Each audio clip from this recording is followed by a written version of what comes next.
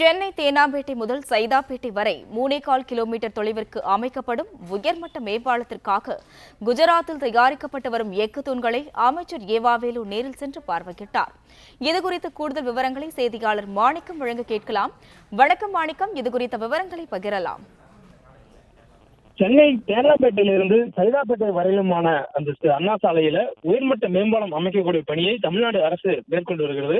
3.2 kilometre தொலைவில் இருக்கக்கூடிய அந்த மேம்பால பணிகளை இரும்பு பாலம் மூலமாக அமைக்கக்கூடிய பணிகள் நடைபெற்று வருகிறது. இதற்காக 5 இடங்கள்ல தொழிற்சாலைகள்ல அதனுடைய இரும்பு பாலங்களை முன்கூட்டியே அந்த தொழிற்சாலைகள் உற்பத்தி செய்யப்பட்டு அதன் பிறகு இங்க எடுத்து வந்து அதை பொருத்தக்கூடிய அந்த பணிகள் நடைபெற்று வருகிறது.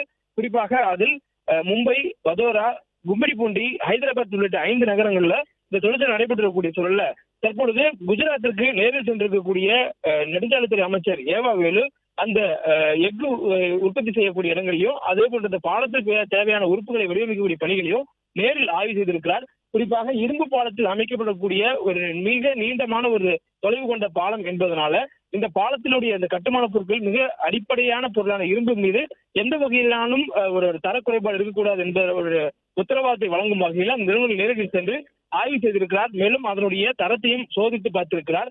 மேலும் அந்த பாலங்கள் அமைக்கக்கூடிய பணிகளை குறிப்பிட்ட காலத்துக்குள் முடிக்க வேண்டும் என்பதனால விரைந்து அதனுடைய பணிகளை மேற்கொள்ள வேண்டும் எனவும் அதே சமயத்துல அதனுடைய உற்பத்தி தரத்திலையும் எந்த ஒரு காம்ப்ரமைஸும் இல்லாத அளவில் இருக்க வேண்டும் எனவும் அவர் அறிவுறுத்தல் கொடுத்திருப்பதாக சொல்லப்படுகிறது. மேலும் குறிப்பிட்ட காலத்துக்குள் இந்த பணிகள் முடிக்கப்படுமாயின் பொதுமக்களுக்கு பெரிய அளவிலான போக்குவரத்து நெரிசலிலிருந்து ஒரு விடுப்பு கிடைக்கும் எனவும் ஒரு நிம்மதி கிடைக்கும் எனவும் இதன் மூலமாக அந்த தகவல் சொல்லப்பட்டிருக்கிறது. தொடர்ந்து குஜராத்தில் தற்பொழுது அவர் ஆய்வு மேற்கொண்டக்கூடிய சூழலில் இதுக்கு முன்னதாக கும்மிடிப்பூண்டியில் இதே போன்று ஒரு தொழிற்சாலையில் இந்த அண்ணா சாலையில் அமைக்கக்கூடிய மேம்பால பணிகளுக்கான அந்த இரும்பு தயாரிப்பு நிறுவனங்களுக்குள்ளாக ஆய்வு மேற்கொண்டது என்பதும் குறிப்பிடத்தக்கது.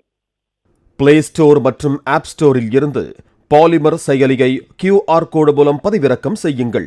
செய்திகளை உடனுக்குடன் பெறுங்கள்.